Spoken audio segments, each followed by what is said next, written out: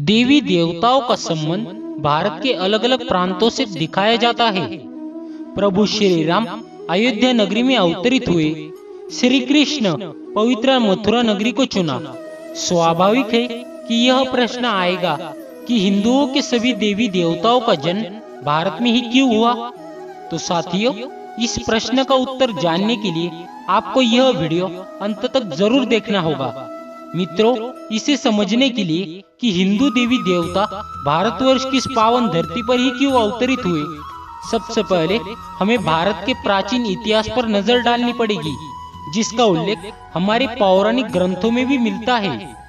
भारत का स्वरूप आज हम जो देख रहे हैं और हमें ऐसा लगता है कि भारत इतना ही बड़ा है, तो हजारों साल पहले ऐसा नहीं था, बल्कि हजारों साल पहले प्राचीन काल में इस भूभाग को जम्बू द्वीप के नाम से भी जाना जाता था। मार्कंडेय पुराण के अनुसार उत्तर और दक्षिण के बजाय क्षेत्र में मध्य के क्षेत्र में ज्यादा था और उसे फैले हुए क्षेत्र को मेरु और इलावर्त के नाम से भी जानते थे। इलावर्त पहले चक्रवर्ती सम्राट पुरुवा के मार्ग पर था। पहाड़ों के राजा सुनहरे मेरु पर्वत था। मेरु पर्वत के शिखर पर भगवान ब्रह्मा का विशाल नगर ब्रह्मपुरी है। ब्रह्मपुरी के आसपास 8 शहर भी बताए गए हैं, जिसमें से एक भगवान इंद्र तो अन्य और 7 अन्य देवी देवताओं के बताए गए हैं। इसी संदर्भ में एक और उल्लेख त्रेता युग में भी मिलता है, जिसमें यह उल्लेख है कि भगवान श्री राम जी के कार्यकाल के हजारों वर्ष पूर्व प्रियव्रत ने भारतवर्ष को बसाया था। जो लोग यह सोचते हैं कि भारतवर्ष का नाम प्रभु श्री राम के अनुज भरत के नाम पर पड़ा, तो उनको यह बता दे कि भारतवर्ष नाम के लेकर अलग अलग ग्रंथों में उनके अलग अलग मत है, जिसमें से एक यह भी है कि वायु पुराण के अनुसार महाराज प्रियव्रत का कोई एक पुत्र नहीं था, इसलिए उन्होंने अपनी पुत्री के पुत्र यानी पौत्र को यानी अग्नेद्र को गोद लिया था। अग्नेद्र पुत्र था जिसका नाम नावी था। नावी की पत्नी मेरु देवी, जिनसे उनको एक पुत्र हुआ और उसका नाम ऋषभ था। राजा ऋषभ के पुत्र भरत हुए और उन्हीं भरत के नाम पर भारतवर्ष का नाम पड़ा।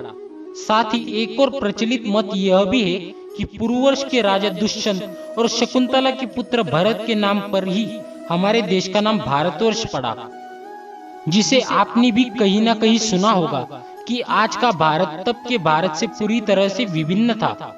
तब के भारत को आज के समय में अखंड भारत कहा जाता है और उसका भौगोलिक क्षेत्र अब की भारत से बहुत ही अलग था। तब उसकी भौगोलिक क्षेत्र भिन्न थी और आज के भारत से बहुत ही बड़ा था, जिसमें कई देश आते थे, जैसे कि आज के समय के पाकिस्तान, अफगानिस्तान, श्रीलंका, बांग्लादेश, भूटान, नेपाल, ईरान, इराक और चीन का कुछ भाग इन सभी के अंतर्गत आता था। तब का भारत आर्यव्रत के नाम से भी प्रसिद्ध था। केवल ऐसा ही नहीं है कि केवल हिंदू मंदिर भारतवर्ष में ही है।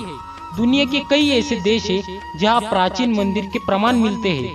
विश्व में ऐसे कई जगह है जहां सनातन संस्कृति को मानने वाले और सनातन धर्म के अनुसार पूजा विधि करने वाले लोग मौजूद हैं। अगर हम बात करें भारत के भौगोलिक क्षेत्र से बाहर की, तो सदियों से हिंदू धर्म थाईलैंड के राज परिवार पर हिंदू सनातन धर्म का प्रभाव रहा है। वहाँ के लोग यहाँ तक मानते हैं कि थाईलैंड के राजा भगवान विष्णु के ही अवतार हैं और सनातन धर्म का सम्मान करते हुए ही थाईलैंड का राष्ट्रीय चिन्ह प्रतीक भी गरुड़ रखा गया है। इंडोनेशिया के प्रभावम मंदिर प्राचीन जावा का सबसे विशाल हिंदू मंदिर है। यह मंदिर खास तौर पर ब्रह्मा, विष्णु व महेश को समर्पित है। इस मंदिर को यूनेस्को ने विश्व धरोहर के तौर पर अपने सूची में शामिल किया है।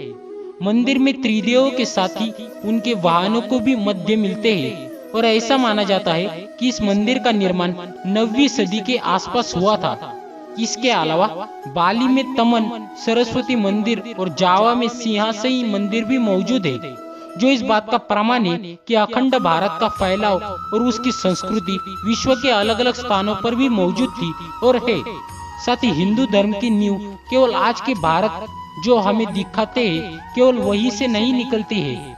इसका प्रमाण हमें विश्व के अलग अलग जगहों से मिलता है, जैसे कि मेक्सिको में खुदाई के दौरान भगवान गणेश और महालक्ष्मी की बड़ी बड़ी प्रतिमाएं मिली थी।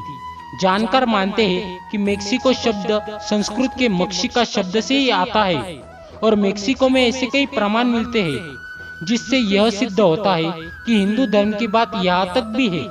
दूसरी ओर हम बात स्पेन की करें तो वहाँ हजारों वर्ष पुराना एक मंदिर है जिसमें भगवान विष्णु की प्रतिमा अंकित है।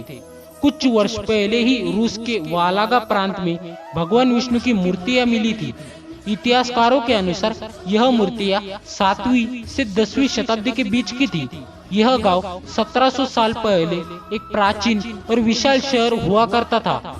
वर्ष 2007 में यहाँ से मूर्तियां पाई गई थी।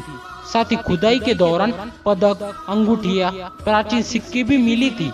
अगर हम भारत अपने पड़ोसी देश चीन की करें तो वहाँ कैलाश मानसरोवर स्थित है जहाँ भगवान शिव की आराधना होती है और वहाँ स्वयं भगवान शिव विराजित है।